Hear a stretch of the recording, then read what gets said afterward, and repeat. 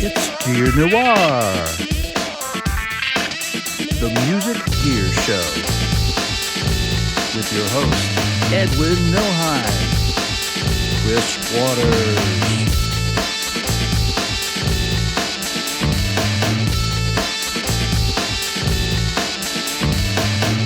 In this episode, feral HouseCats.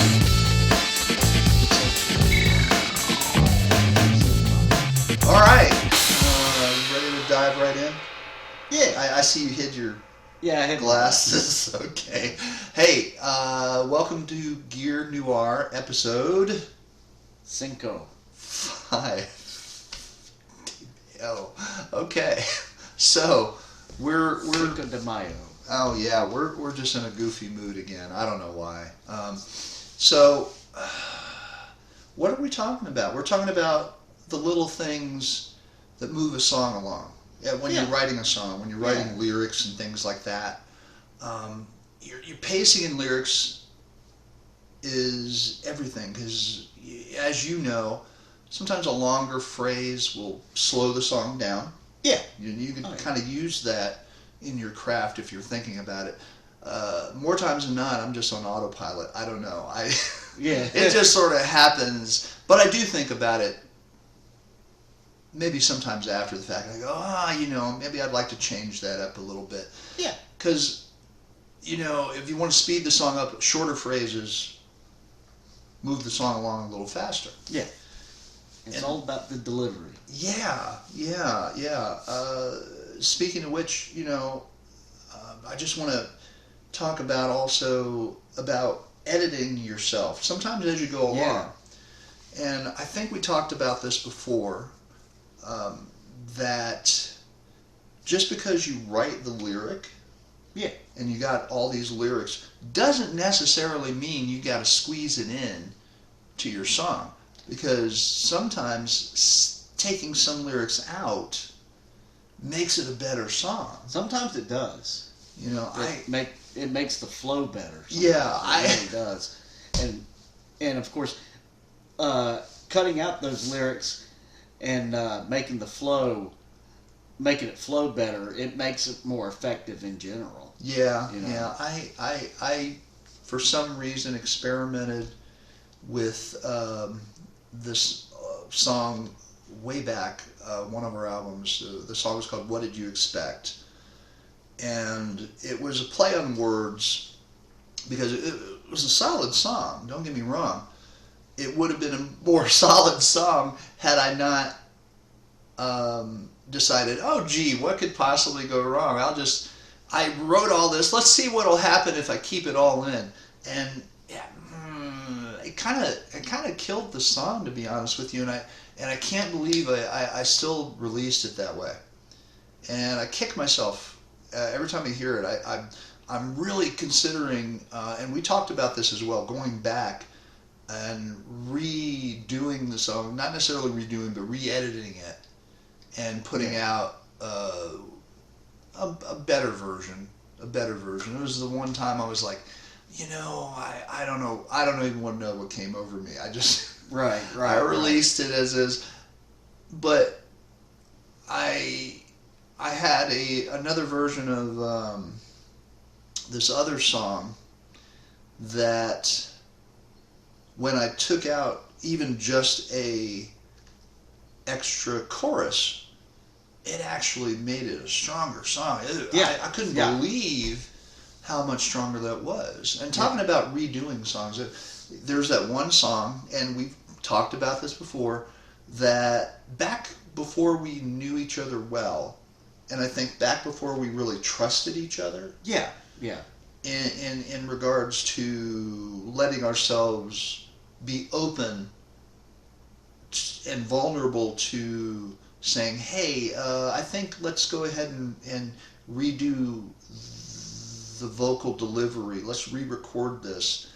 And I kind of did a disservice, because I was like, oh man, I don't want him to shut down if I say, hey, let's redo the performance. Well, I had a lot going on. Yeah, you did. And so I think we learned over time to trust each other enough to be able to talk about, hey, maybe we should redo this, or here's another idea and stuff. And I think that made us stronger in the long run. Well, hell, it must have, because you're in the group now. There you go. As well in Dragon and Berr. So, but since I segued all over the place on the map about songwriting and lyric writing in general. Yeah. I just real quick, it would be a disservice if we didn't talk about very briefly the second verse curse. Do you know this phrase?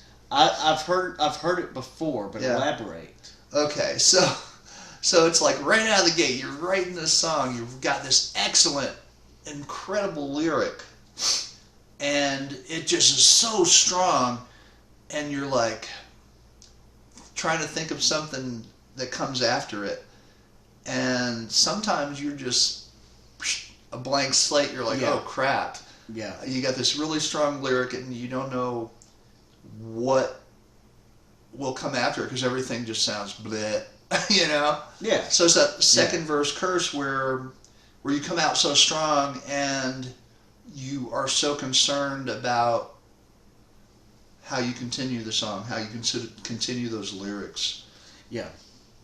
And I've learned over time that since I'm one of those ones, as you know, writes down a lot of stuff, takes notes, and on lyrics and ideas, sometimes a lyric may not go for where you thought it would go.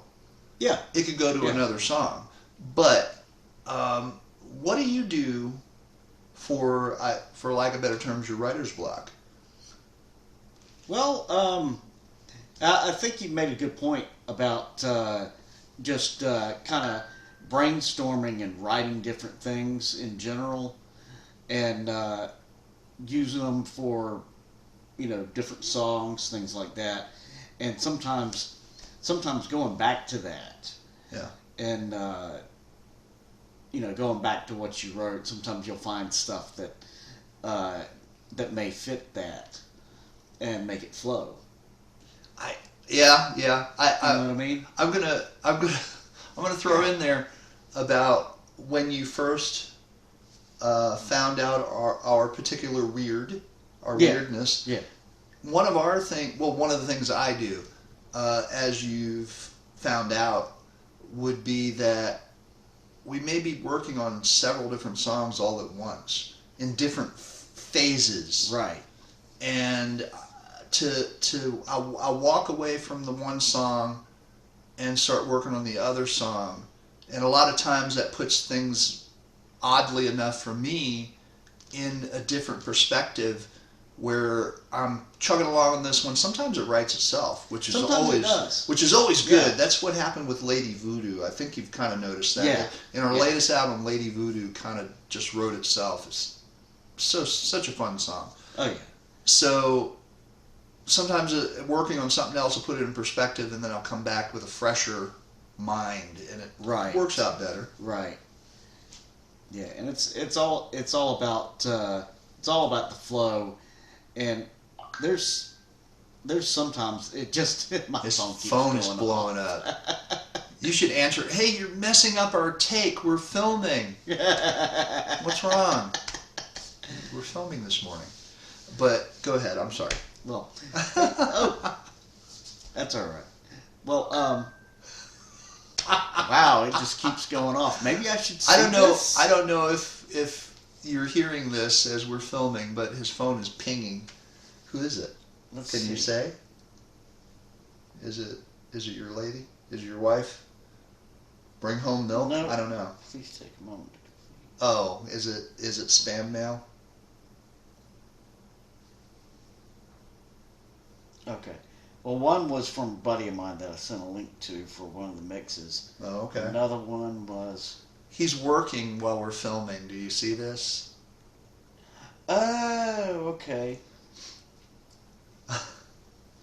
I'm not going to tell you what this is. This is actually a referral from my doctor to And yet he's talking about that it. Are over 45 now. Oh, God. Oh! Is it time for your check your six? Check your six. Well, it's important. Yeah. It's important. So that's why we're crazy, because you didn't know this. We didn't know this was going to happen, that we were going to talk about my colon. His colonoscopy coming up. It's your first one? Technically, yes. Technically, okay. Technically, and I say technically because the first go around was basically that new thing they have where you send it out. Oh, well, that doesn't count. So, that doesn't count. The fun of a colonoscopy. But listen, this is. I can't believe you were talking about colonoscopy in this.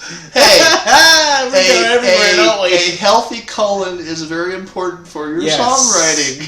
Believe me. If you're all backed up, you know, you can't do it. But I'm so happy that you're going to be able to experience the fun of a true colonoscopy. Yeah. Because you're going to have to drink this concoction, and you're going to feel like you're going to explode. And trust me, the one thing I will give you, do not try to do it at work. Take off. Take off the day before, because you're going to have to prep. Yeah. And you've got to drink so much stuff that you feel like you're going to explode, and be next to the lavatory, the bathroom, because you're... Anyway, back to what we were talking about. But I will say this. What? I will say this because a healthy colon is very important. Yes. And one of the reasons I say this is because I knew a lady who sang for a band who actually died of colon cancer. You're kidding. Back in 2017. 8 years ago, as of this month, 8 years ago. Yeah, you're not wrong, because my last one, and oddly enough, I need to put in for another one because it's been a little while. I actually had some precancerous things removed. Yeah. So yeah, it is important. Kidding aside, I mean, we giggle and laugh, but it is important. And this is exactly why you probably watch us, because you don't know where we're going. Sometimes stuff just happens. We have a general idea of what we're going to talk about. Right. And then stuff just happens. But I digress. Back to songwriting, of course. Sometimes, obviously structure is important. But again, a lot of times for me, I just kind of go, and whatever happens, and I don't set out going, I'm going to do it this way. Like, for instance, verse, chorus, bridge, chorus. There's also verse, pre-chorus. Yes. Chorus, verse, pre-chorus, chorus, bridge, chorus. I kid you not, this is all true. Verse, refrain, verse, refrain, bridge, verse, refrain. And speaking of your refrain, basically a refrain is a line or two that repeats at the end of each verse. It's kind of like the hook for the verse. Yeah. And I've done this before in a couple of songs. Like I said, I didn't set out to do it. It just sort of happened that way. But yeah, in the end, you just kind of free flow and you write. Be creative. Don't be afraid to go off the beaten track, because you never know what's going to come out of that. Right. I mean, and also, like for instance, when we do our making noise sessions, which we need to do again. Yeah, we do. There's a lot of fun, because we go into that not really necessarily going, let's write this whole song. Sometimes I'll say, hey, I've got this idea and some lyrics and stuff, and we'll play around with it. And at times I'll be open to go, hey, what do you think should come next? And right. For some, the One Last Ride, we did, and that a lot of that opening came from a making noise session where you threw some stuff in, and at first I was kind of, you'd probably see it in my face at the time, but I was like, really? I don't know. And then we tried it, and I was like, yeah, that's rocking. Yeah. I like that. Yeah. Because it really moved the story and the song forward. Get a nice little jam session going. Yeah. And, and that's one thing as a recording musician that I miss a lot. Yeah. Is being able to do jam sessions with other musicians and stuff like that. And because a lot of times that gets the ideas flowing. Yeah, because it really does. Because, like I said, you don't necessarily have to do a whole song. You'd be like playing around, going, "Hey, what about this? Hey, what about this?" Right. And we'll all jump in and like screw around with it. And sometimes stuff comes out. Sometimes it really does. Happy accidents come out. Is what I call them. Yeah, it really does. And it's just like how you used to hear back in the day. Nowadays, a lot of times people rehearse something and go in the studio and record it, whether they got to pay for a studio or they got their own. But back in the day, a lot of times bands would be in the studio, jam, and record something, and then they'd rehearse for whatever live shows they did. And you would hear about that a lot, especially in the 70s. A lot of bands, they would get in there, they'd have all this money put into being in the studio, and they'd write their songs in the studio. Just as they go. Yeah. Yeah. And it was interesting because at first I always jokingly say embrace the weird because, my mind just thinks like it thinks. I don't know. But creativity. I pleasantly found out from watching some documentaries of actual footage of some of these older bands and stuff that I'm like, wow, that's what I do. Yeah. So it's not quite as weird as I thought it was. No, it's really not. It's really not. You watch a lot of documentaries. I mean, there are countless recordings of, say, the Beatles. Yes. When they were in the studio, just jamming on stuff. And screwing around. It's literally screwing around. And they're like, oh, and they found something. And, a lot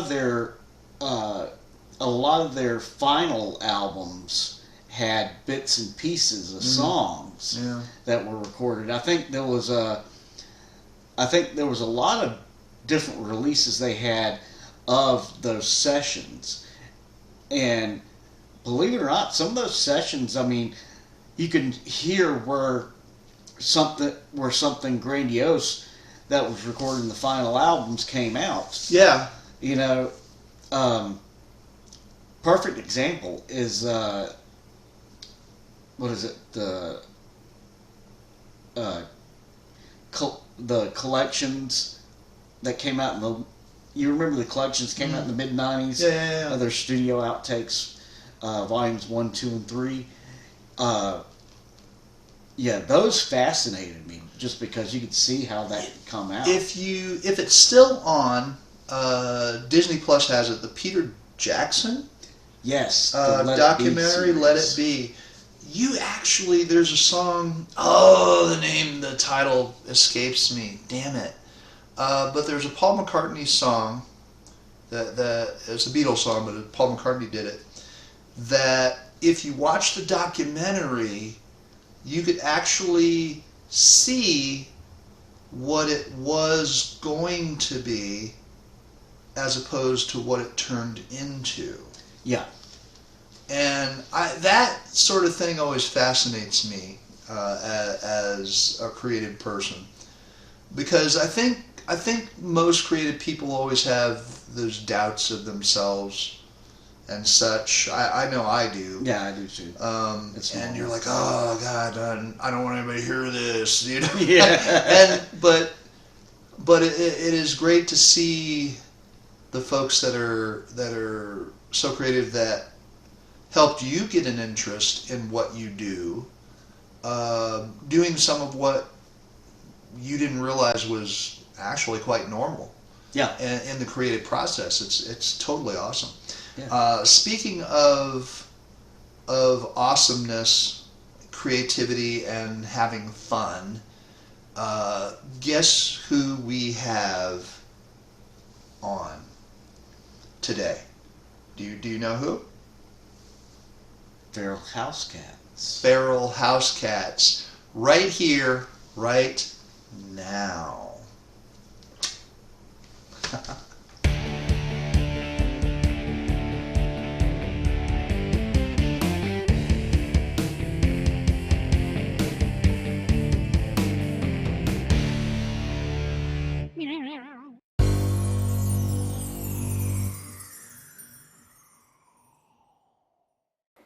Hey, I'm Greg. And I'm Dave.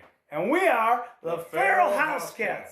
Well, we're half of the Feral HouseCats, or if you include alternate members, we're currently like 40% of the Feral HouseCats. But then when you keep in mind that I both sing and play guitar, he's probably more like 50%. Oh, yeah, that's right. And we weigh more than the other guys. So percentage-wise, like weight-wise, we are more than half of the Feral HouseCats. Yeah. Anyway, I bet you're wondering, how can I find this band, Feral HouseCats, online? Look, we're all over the place. You can find us YouTube. Our YouTube channel is one that I really like to kind of push forward. Obviously, Spotify. Obviously, Apple Music. We're really everywhere. Yeah. Instagram is a really good... You can follow us on Facebook. That's fine. Instagram seems to work a lot better. We are very open to responding to messages. Well, when I say we, I mean me, because I'm the one that handles all that stuff. And also, if you're watching this and you're like, oh, that's fine, but I don't do streaming. Streaming sucks. Get in touch. We have one vinyl record to play. Well, one record. It's a split 10-inch, us with another band called Broken Barcodes. It also exists on CD. Barcodes. The Broken Barcodes. Cheers for the Broken Barcodes. Thanks to the Broken, but we are not the Broken Barcodes, but we break barcodes too. And we also have an EP on CD called the Unheardable EP. But yeah, you can find us on all the streaming services, and we love it if you do. Face Chat and U-Book and... No, well, that's okay. They're going to edit it together. So they'll probably edit your word, half of one word and the other half of the other word. They'll make it right. Because Dragon and Berr know what's up. We might not know what's up. But they know. Do you know what? I'm going to go on the side here for a moment. Last week, a friend of mine lost her kitty cat. He was 18 years old. He had a great life. So his name was Popeye. And I think that's maybe what... anyway, it's a big deal to me because Popeye was the litter mate of Brixelina Saffron Total the 18th, who was my kitty cat. And I lost her about a year ago. But now I've got Elvira and Curious Orange. And Elvira's Curious Orange is over there. But like the camera is currently, speaking of gear, is being held up by a $400 Bigsby pedal. So we're getting our money's worth out of that pedal. And I don't know if I got anything else to say. Hopefully we've given you enough fun stuff to cobble together. If you need anything else, get in touch. Call us. We'll make some more videos. Yeah, Bandcamp. This is fun. I forgot to mention Bandcamp. We got that too. feralhousecats.bandcamp.com. If it matters, this is all. You can figure out how to spell Feral HouseCats, right? You out there in YouTube land. That's right. I said check us out on YouTube. You're probably watching this video on YouTube. If not, don't feel bad. I spelled it wrong the first couple times I went to search it. Yeah. Yeah, we are not like Pharrell, that guy. Yeah, we're not that. I ended up with what's his name? Will Ferrell. Yeah, Will Ferrell. We're not the Will Ferrell HouseCats, but that would be a good parody band if we're ever popular enough for someone to have a parody band of us, which we're good enough for that. We are the best, we should probably just parody ourselves. Yeah, I mean, we kind of do. Yeah, whenever Andrew rewrites the lyrics, that parodies. Right. Okay, well, I think that's all. I think. I should have said this. while filming earlier, I went through, several of our guitars. But if there's anybody's watching and they see this and like, how's come we didn't talk about that guitar? That looks like it might be one of those Gretsch Chedak and Super X guitars, or a Gretsch Beast. That's weird, or a Corvette. Well, get in touch with the Feral HouseCats. We'll tell you all about it. Yes, I am Greg McGill of the Feral HouseCats.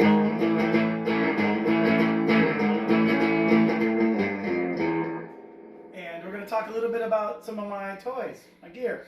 I'm not going to talk about every one of these guitars here because that'd be silly.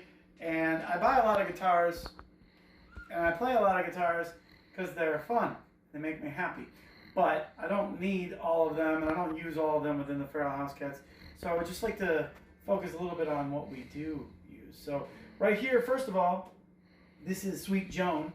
It is a Gretsch guitar. Almost everything I play live or in recordings is made by Gretsch in terms of the guitars. It is a Gretsch Broad 6120, and I name all my guitars. This one's name is Sweet Joan. I am playing the Nocturne Pedals Mystery Brain. So if you can point to that on the ground there, and that is a delay pedal, giving me that little kind of slapbacky thing. The pedal is made by this company Nocturne that is in California. A gentleman by the name of Tavo Vega. Pretty much, I think he makes everything by hand. He makes some incredible stuff. I do have another one of his pedals. If you want to scan right over there to that table, you just see pedals all over the place. I'm not going to talk about them though, because what I always do is I buy a lot of pedals and then I can't figure out how to get a good sound. Or I can, I get a good sound, but then I get to a gig and I just want to use the one. And this also, you get a little bit of a boost with it, but I don't often need it. Why don't you ask me a question about tones, about difficult tone that I've been able to. So what kind of tones do you find that are difficult to get? Well, a tone issue that we have had of late is that here I am, I do a lot of my practicing, I'm at home, right, and I'm got this really bright sound and it sounds wonderful to me, and I love it. But when we get the band together and we're playing, we've got a lead guitar player who's not here today. David Auden is his name, and if I really have a bright sound, it makes it hard for his guitar to cut through. And while I've got these fancy guitars and all this, he's got an Epiphone Casino, and it's a really great guitar. Doesn't cost as much as mine, but man, you come watch us play, you want to hear him more than you want to hear me. And that's what I tell sound people too. It's like, if we're worrying about relative volumes, man, make sure David is turned up. So that's a thing that sometimes he's told me. He's like, oh yeah, I guess I got Greg did that last show, which is to say that he checked out the video and his guitar didn't come through as much as he wanted. So we've really been working on that. And one thing I'll do with that, for instance, one of my favorite guitars to play is this Gretsch 6120 vintage 55. Now when I say vintage, it was made in like 2016, but it's made based on the version that they did in 1955. And it's got these really bright Dynasonicc pickups, and they sound incredible, but they are really difficult to not be too bright. But a thing that I can sometimes do, I will switch over to my neck pickup sometimes, because again, I gotta carry the basic rhythm of the song.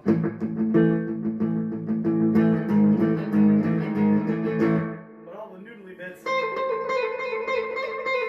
we really need to hear David doing that. So that's that. So yes, this is a 6120 hot rod. That's a 6120. Now my favorite guitar probably, and the one I play the most in the band, is this White Falcon here. I named it Gretchen's Ghost, and it has everything you want in a guitar. Now the thing is, that one is a center block guitar, which is to say that like this one in my hand, it is fully hollow in here. This one has a piece of wood going right down the center. And what that does is it helps it not feedback as badly as hollow body guitars might otherwise. So, yeah, got any other questions for me? So why don't you tell me about how the band name came about? Yes. Well, I like to think of myself as a storyteller, so I would like to say that I've got a really great story about this. It's not true. I don't really have a great story about this.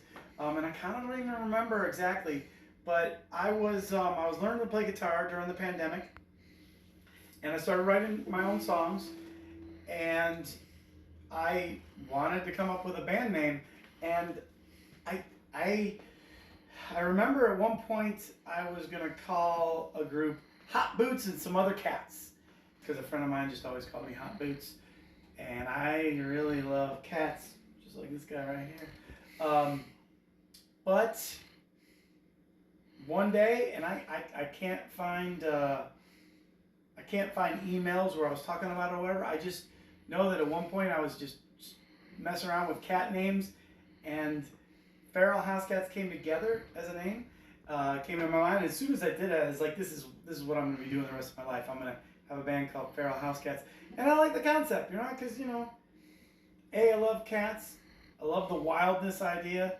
Now, I don't actually live a feral life. I'm a very docile person, to be honest. I don't drink anymore, not into drugs, not smashing stuff on stage, not living that wild, getting arrested lifestyle and all that. So maybe I'm not truly feral. So I just tried to make the sound feral a little bit. But I like, just the juxtaposition of the name, feral and house cat. So yeah, it's a shame. I really need to, this is my opportunity to make a really good fake story. And I'm failing. But I will tell a fake story about something else. I will embellish a story, and I'm not going to tell you which one. Right now or eventually? I mean, during this little. So have you ever had a really good mishap on stage that makes for a good story? Yeah, I have. Now, actually, I haven't really had that much of any mishaps with gear of my own. But I was playing a show. Feral HouseCats were playing a show. And we were playing a song called Space Rocks and Schlitz. And during this song, we had orchestrated a bit where the crowd throws a bunch of cat toys at us. And it went over really great. We were really having a great time. And I did notice that the sound was kind of, suddenly, like, I heard less sound on stage. But I gotta be honest, when I'm up there playing and I'm doing my best to sing this song, play the song, I got lead guitar player was standing next to me. I could hear the drums continued happening. That's all I knew. And we got a bass player over there. I can't see him. It's a small stage, but but apparently what had happened is the pickup had popped out of the bass guitar, and it was rubbing against the string, so he could not play. And he was trying to mess with it, and eventually what he did is he took his bass off, he slammed it on the ground, and walked off the stage. And incidentally, completely unrelated, during the same song, the guitar player, not me, but our lead guitar player, David Auden, his guitar just stopped giving any sound at all. And he had been having some trouble with his output, or the input jack on his guitar. So he messed with it for a little bit, and I'm there playing the song, we come to your planet to drink all your Schlitz. We're going to dance to some Kid Rock hits. Here's a couple Space Rocks. Yeah, so... show us your tits. Show us your tits. Can you do the splits? All kinds of lines like that. But anyway, David then takes his guitar off, slams it on the ground, breaks the headstock off, and he walks off the stage. Now I'm sitting there playing the song, and I see this, and I'm thinking to myself, well, I always bring a spare guitar, so as soon as this song's over, I can go get that for him. And wait a minute, where's the bass player? Because I mentioned earlier the bass player had left, but I didn't realize that. And then I look while I'm finishing the song, and in the back of the room, I see my bass player. So anyway, we finished the song, and I just looked back to the drummer and I said to him, "Hey Troy, seems like it's just you and me left on stage here. That is rather inconvenient." And then we went and we played the next song on the list, which was Rock and Roll Is Not Convenient. It just happened to be that song. And then we left the stage and we were done for the night. There might have been an embellishment in there right there.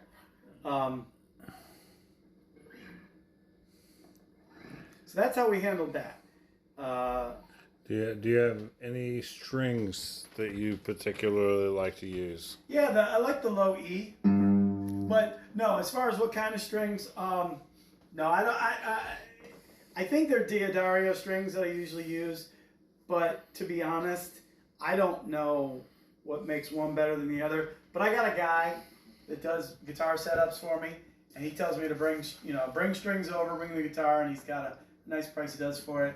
If anybody's watching and you happen to be in the Columbus area and you want to know, get in touch, and I'll tell you how to get in touch with Bill Wolfe. Hey, Bill Wolfe with an E at the end, Wolfe. Anyway, so he tells me what kind of strings to buy, and I just do what he says. So. All right, what's the biggest piece of advice that you could think of that another musician has ever given you? I've actually gotten a lot of good pieces of advice. I feel like, but one I'm really going to go to is my friend Darren.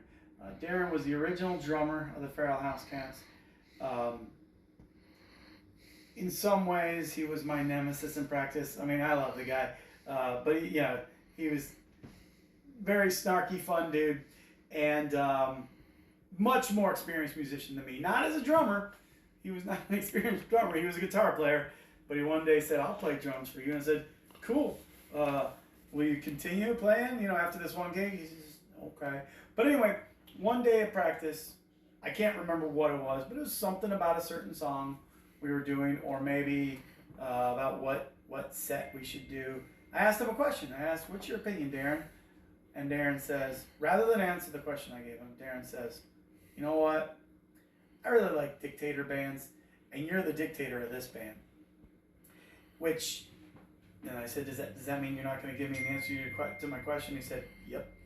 So, but the point is, look, I'm not going to crap on other people who treat their bands like a democracy. I'd love to do that, man.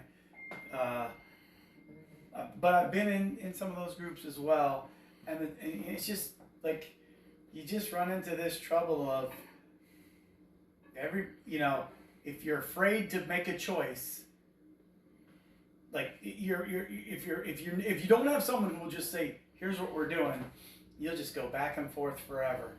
And look, I this is the biggest thing in my life, being running this group.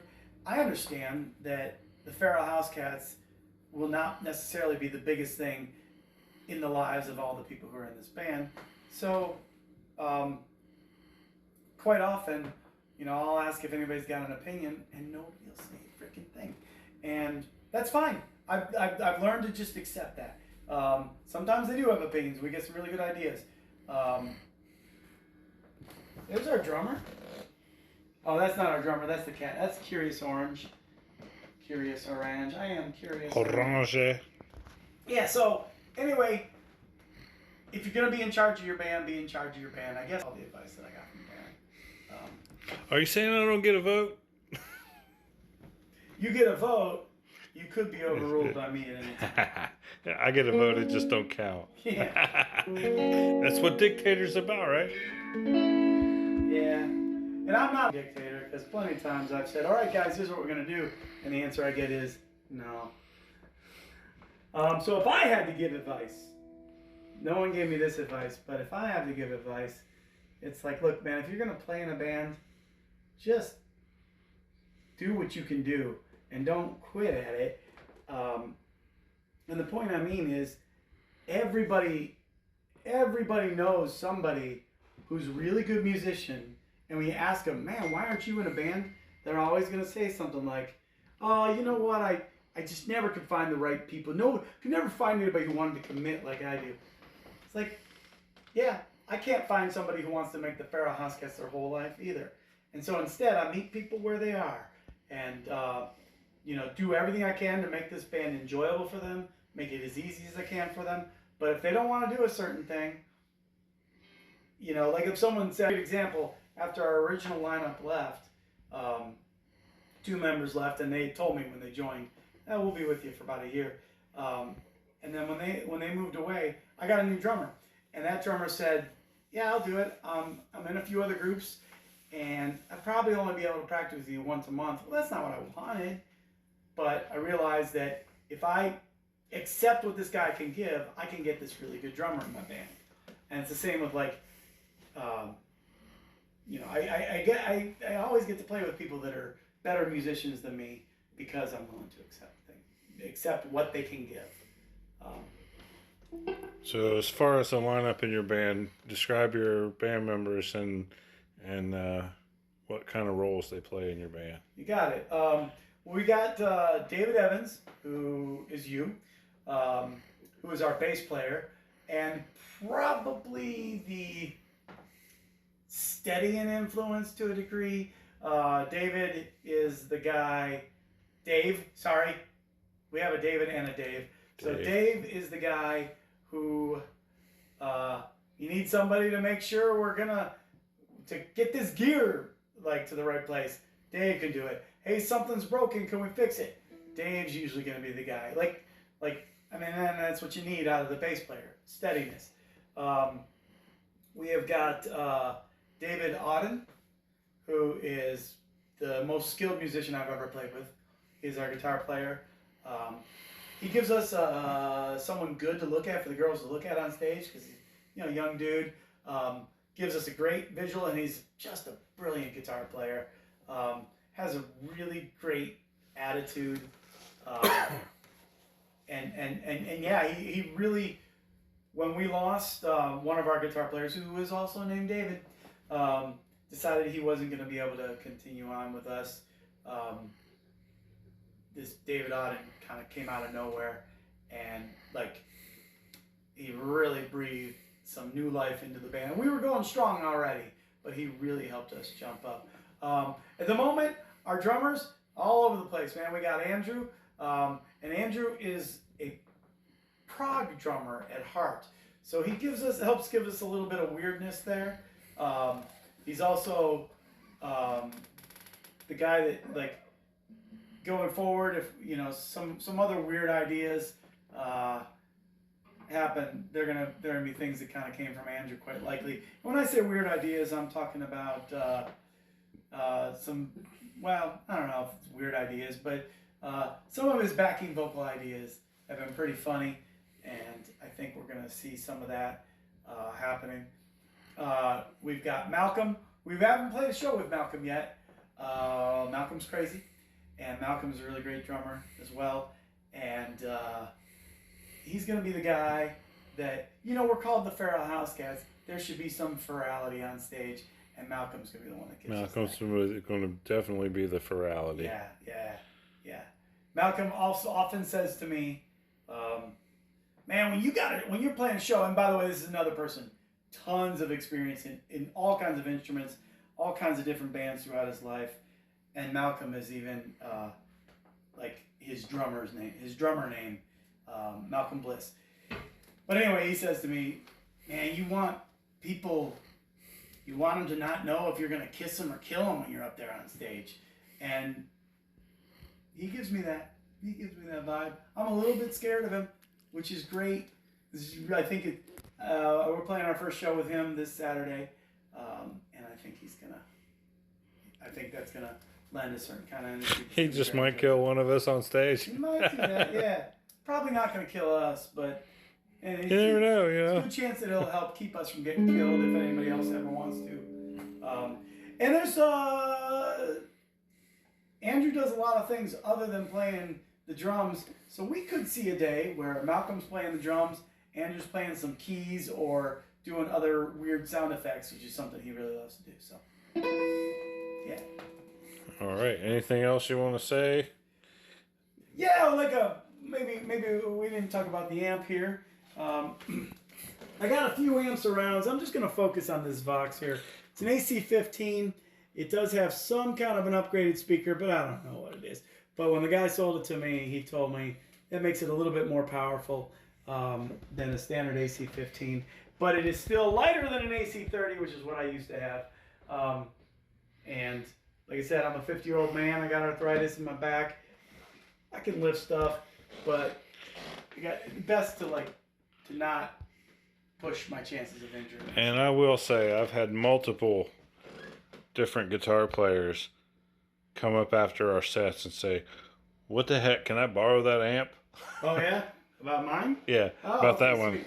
Yeah, multiple different guitar players have commented about the tone on that amp. Yeah, and they might have been. Sometimes we played through this, so they may have been talking through this too. This is the Fender Twin Reverb Tone Master. Yeah. So it is not a tube amp. It is not as heavy as it looks. It sounds incredible. Now, I will agree. This one does sound incredible, but yeah. I've never had anybody come up and say as many good things as I have about that one. That's great. The reason I really like this amp is that what it does for me that Tone Master doesn't do is I can get a little bit of an overdrive out of the amp itself, and as I discussed earlier, I don't need to really lay on that overdrive. Like when I'm playing by myself at home, yeah, I want that. But when we play with the band, if I do that when David's doing that, suddenly it's just a big clunk of mud. So I go a little bit cleaner, meaning that amp can give me enough so that I don't have to get yet another pedal or set up yet another pedal. I have plenty of pedals to do. You're geared tight, right? As all of us musicians are, we're geared tight and food scarce. Yeah. Well, I wish I was food scarce. Well, I don't wish that. No, never mind. All right. You good? Yeah.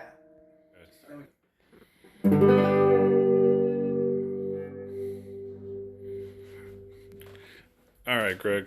What do we got here? This is a pretty cool looking pedal. Okay, yeah. So this is a Bigsby pedal, and a Bigsby, as you can see, if you go scan around to most of my guitars have a Bigsby that does this. It's just a certain kind of whammy pedal. This can do a lot more than this Bigsby can do. But I want to show you a secret feature, what this Bigsby pedal can do that really benefits the band, okay? You just turn it like this, and if you need to film yourself, take your phone, and it can hold your phone up like a tripod. All right. This is a feature that most pedals do not have. Only the big ones. All right. All right. So, yeah, next we'll utilize that feature to both of us. Hey, who are you and what do you do? I'm David, HouseCat Dave. I play guitar in a band called the Feral HouseCats. All right.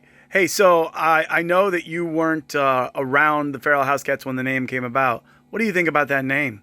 What's it mean to you? It just implies the genre.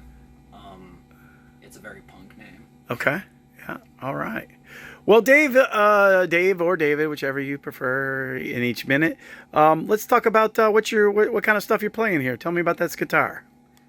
This is an Epiphone Casino that was it 4? No, it was 350 at best. I run this into my little EQ pedal here, just get rid of low end, into my distortion, which is a MXR, super badass.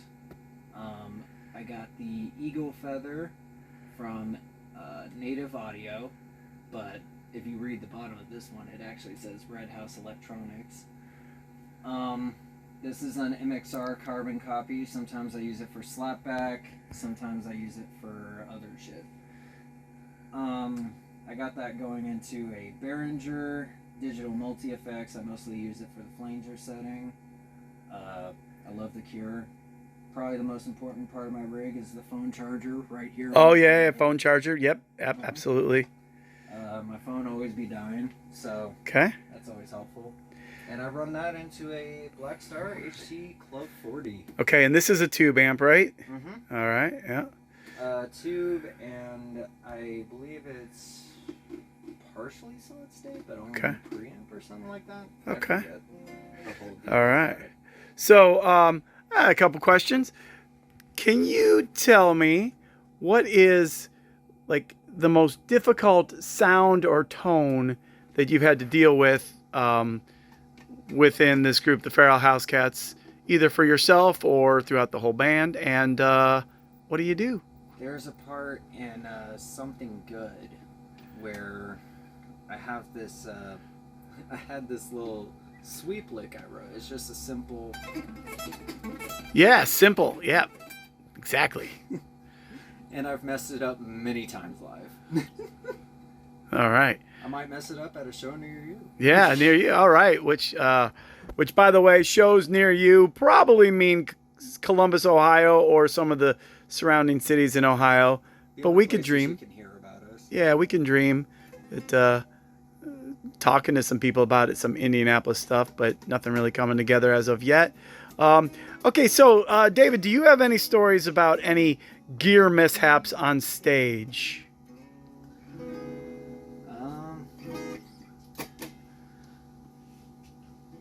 On stage, do I have any gear mishaps? I think you had a gear mishap on stage one time. I think. That'd be mistaken for somebody else. No, that was Jason. Okay, that was Jason. Yeah. David, do you have any signature licks that you play all the time, maybe too often? Well, HouseCat Greg always gets on to me for the Barbie. Why would that guy be upset about that? That sounds beautiful. I don't know. Yeah, I don't know. You sound pretty wonderful right there. I play it every show. He gets madder and madder every time I do. You know, I was watching a video of you guys recently, and it was an entire show. At the end, HouseCat Greg, whose voice really similar to mine, said something like, "This has been the first Barbie-free show ever." And then I think he pulled your plug. Yeah, I think that was at Used Kids. Used right? Kids Records, yeah, absolutely. Yeah. So, all right. Fun. Well, anything you want to tell the people back at home there, David? Listen more Feral HouseCats. Yeah, Feral HouseCats. Where you can find them? Well, I'll tell you. You can find them on, well, any service you ever use. Spotify, Apple, Amazon, the Barbie movie probably. So YouTube, we use a lot of YouTube. So now we're going to once again talk to our drummer. It's also me. Hey, buddy. Where's the drum? Do you? No, that's that basser guy. All right, well. I like the Paramount and stuff, but I don't. All right. Drums. Can't make them sound good. We're not supposed to be talking about our wives here.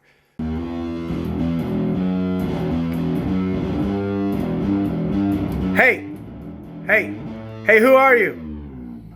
Hey, I'm Dave Evans. Cool. What band are you in? The Feral HouseCats. All right. Excellent. So, we would like to know a little bit about the gear you're playing here. So you are, I did my research. Not really. I'm a guy in the band. I don't have to research. I know who you are. You are the bass player of the Feral HouseCats. So now tell me about this thing. This is an MS bass. It's an upright electric bass. Oh. I just got it recently and still trying to learn how to play it. Got it. So you're saying, well, you don't have to be saying, this cannot be heard on any Feral HouseCats material yet. Not yet. When will it be heard by anybody other than people at practice or people who are nearby and can be? This Friday. Friday, kick-ass. So, At the Witch Lab. yeah, of course, by the time this gets edited, this Friday is way in the past. But, cool. All right, so we got this stick bass. This thing's really cool. So what else are you using there to make sounds? All right, well, I got this head rush pedal. I purchased this pedal in order to get rid of all my other pedals and all my other amps. I can run everything that I've got through this thing. It's pretty cool. I can run acoustic guitar, mandolin, banjo, bass, guitar, everything. Vocals, it's even got a little thing for the vocals to go through there and to do vocal effects. Oh, neat. And then it goes straight into the headrush speaker. So the headrush speaker is a FRFR, flat response. Trader Joe's has not paid us for product placement. I can't remember what the other FR stands for, but flat response. Okay. It's just a straight up, only a speaker. And all the effects and everything comes from the headrush pedal. And so far it's worked out pretty good. Cool. So while you don't have it with you here, either of them, I know that so far with the Feral HouseCats, you have played 2 other bass guitars. So why don't you just briefly tell us about those? I've got an Epiphone. Maybe more than 2, right? Yeah. Epiphone Thunderbird, which is a pretty kick-ass bass. I love that thing. And then I also have a Warwick Corvette that I've painted up like the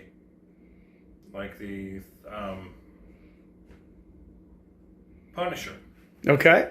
It's got the Punisher on it. It's got white strings, and I've beat the hell out of that bass. I feel like there was one other one time now, wasn't there? Dirty Dungarees? The upright bass. Yeah. Yep, it's this one is an electric upright bass, but the other one is just a full-on standard upright bass. Yeah. I'm going to tell a little story here.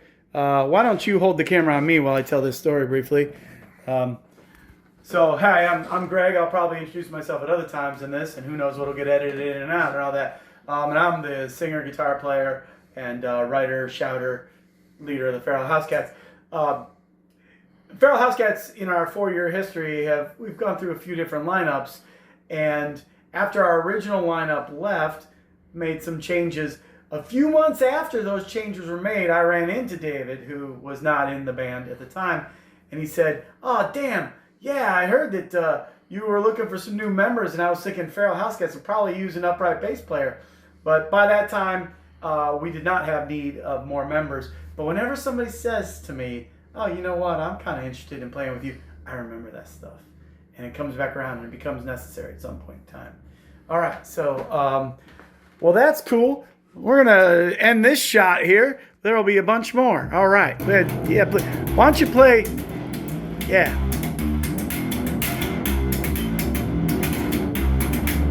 It was a little bit of Play Fucking Loud. Yeah, that's by us. Play Fucking Loud. Hey, hold on. Do that again. Play Fucking Loud. No, we do not do. No, Dave, you save that for your metal band. All right. We don't. You can. Yeah, we can. Play fucking loud. We can swear. That's right. Play fucking loud. Yeah, that's right. Okay. All right. Hey, Dave. So on this bass, I got to imagine that this bass probably requires a different kind of string than other basses. Is that correct? Yes. Okay. Do you know much about that yet? Haven't changed the strings on this one yet. But I know that it requires a special string for this one because it's an extra long scale. Yeah. So you can't use the regular bass strings. You got to use. Yeah.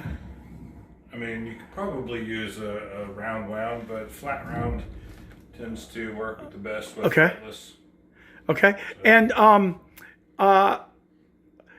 why don't we also tell the people the real answer about? Now, you showed us this really cool pedal and the amp speaker and all that, but also what.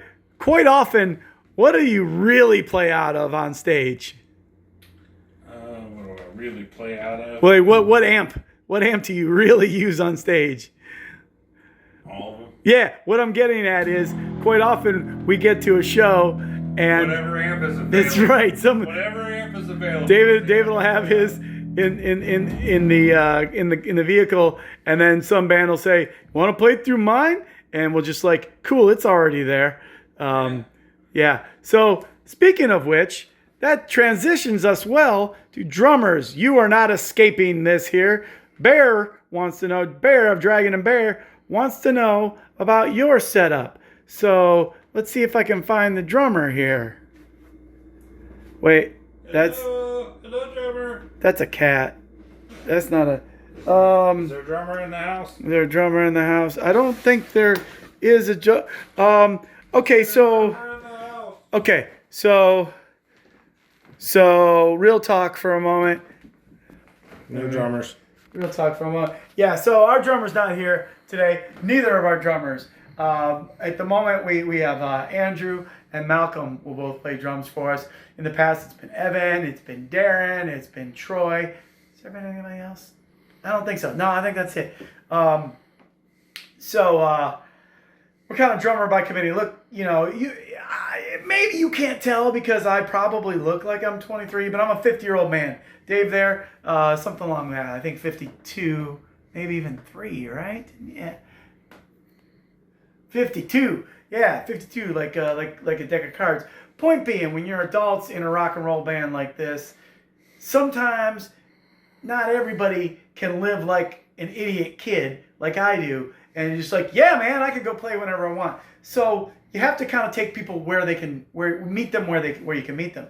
So if someone says to me, yeah, I'd like to be in your band, but I can't practice as much as you want, I won't be able to do every gig, I'm not going to say, shoot, I can't have this guy. I'm going to say, all right, let me get what I can get, let the band get from you what you can give the band, and I'll find some other people. So for instance, this weekend, we are playing back-to-back nights with different drummers. So anyway, none of them are here today because they're also drummers, and I don't speak drum. I don't understand that. They're good guys. They're my friends. I like them. But sometimes they're just not around. They're not here. And remember what we said earlier about the bass amp, that really applies to the drums. At the level shows we're playing right now, I know when you listen to us, it may be hard to believe that we're not playing stadiums, but we're not. We're playing these little local gigs, sometimes little local gigs that are not local to us. We're traveling somewhere else to play in someone else's little local scene. But the point being, a lot of these shows, there needs to be a quick setup and tear down between bands. So quite often that stuff gets backlined, and sometimes we provide it. We'll provide whatever drum set it is. I don't know what kind of drum set these guys have owned. But more often, we'll just end up playing on someone else's drum kit. And in fact, one of our practice spaces that we rent has a drum kit there that one of our drummers has said he loves, and the other drummer has said, well, this kit sucks. So, drummers, I understand them. All right. Okay, Dave, I got some questions for you. One is, has there been any sound or tone that's been challenging to achieve? And I think I might have an idea of your answer here. Yeah, so on Space Rocks, there's 1 second in that song where it jumps to... Yeah! So that's a song that the Feral HouseCats recorded a few years ago with a bass player named Colette, and she had a pedal that did this really cool thing, and we just haven't done that at that moment in the song, and now we can do that again because Dave can do that. You know what? I wonder if I've done a bad job and if I'm moving around and this is going to be a terrible video to watch. I don't know. Yeah. Okay. Let me lean back there. Okay. So another question I'd like to ask Dave is, do you have any memorable gear mishaps you can mention that you've ever had on stage? And yes. How did you recover? Or did you? Are you still in the midst? I'm in a metal band, and I'm opening up for Bobaflex. And we are opening the night. And the guy that runs the Muddy Creek Tavern, Sam, walks out on stage, and he starts to introduce our band. And I pick up my bass, and I put it on. And as I turn around, I realize I have left my wireless thing on, and it needs to have the batteries changed. And I'm scramble. I grab some new batteries. I throw them in the wireless thing. I click it shut, and he says, "This is Miss Arrow." And I hear the drummer go, tsh, tsh, tsh, and I realize I have no sound. My batteries have not made a connection, and we start the night off completely packed house, hundreds of people standing in front of the stage, and I got zero sound. And I'm standing there like, I have no idea what to do, so I'm just acting like I'm playing, and the rest of the band realizes that I don't have any sound, and they all stop, which brings us to the next question. Oh yeah, has any advice that you've learned, best advice you've gotten from another musician? Best advice I've ever gotten from another musician is no matter what happens on stage, do not stop. Yeah. Do not stop ever. Continue to play whether there's no sound or it's all wrong. No matter what, continue to play. It will either come together or it will fall apart. Mm-hmm. No matter what, don't stop. Yeah. The Feral HouseCats have a set of rules, and rule number 2 is once the show is started, everything is the show. So that kind of fits that, right? Yeah, you don't stop playing, you don't BS too much. So anyway, that time that this happened to you, how did that get resolved, or did it? Well, after the band stopped, somebody ran and grabbed me a little 3-foot cord to plug into my bass and into my pedal, and I was stuck right there within 3 foot of my pedal for the entire show. I couldn't walk the stage. I couldn't go anywhere. Oh, your signature backflips. You couldn't do those. Yeah, I couldn't twirl my bass. Yeah. I couldn't do any kind of. I couldn't walk down to the crowd. Couldn't do nothing. I was stuck with that pedal right there. That was all the further I could go. Oh, all right. For the rest of the show, but Sam came back out. He reintroduced our band, and he's like, "This is his first show." Was that true? No, it was okay. not. That was probably more than 100 shows in for me, but that's the first time that's ever happened to me. All right. And I believe I had another question to ask you here. I hope this part right here gets edited out. But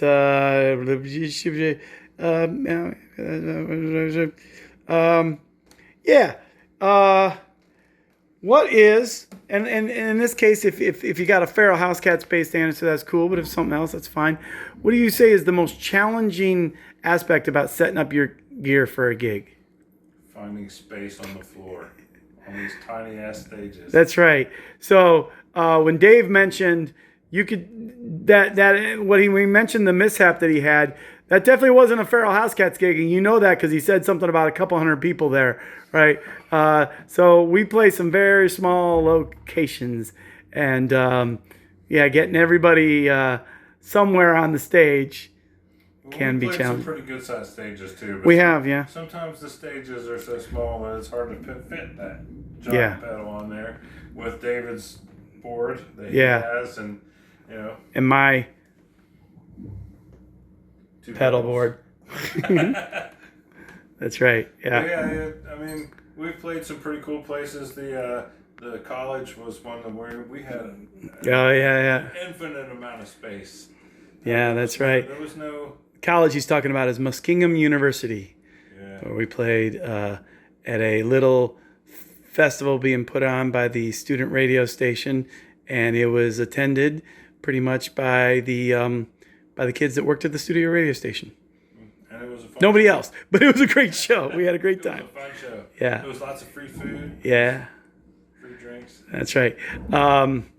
And then the last question I've got for you right here is: do you believe that? Do you feel that the kind of gear you use can influence the way you're creating new music, the way you write, or the way you play something? Absolutely. I've like I said, I've just had this thing for a couple weeks now. I'm still really trying to learn how to play it. It's even different than the regular upright bass in the sense that the strings are set up differently, and with this thing having pickups, you got to play them differently. So doesn't feed back like crazy. Doesn't feed back like crazy on stage, which is one of the main reasons I bought it. Yeah. So that I wouldn't have to worry about constantly dealing with feedback on stage. Yeah. But also looks cool as hell. That's a big deal. Yeah. Yeah. It feels nice too. All right. So why don't you leave us with something feral? Give me something. Feral. That wasn't supposed to be a hint, but if you take it as a hint, that's fine. But Feral HouseCats. Well, I mean that, but like, like some sound from a song, from one of our songs. Doesn't have to be a song that starts with the word something, but it could be. Oh, something.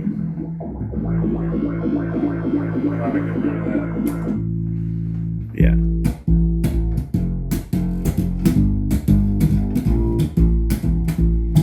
I guess I shouldn't dance while I'm holding this camera.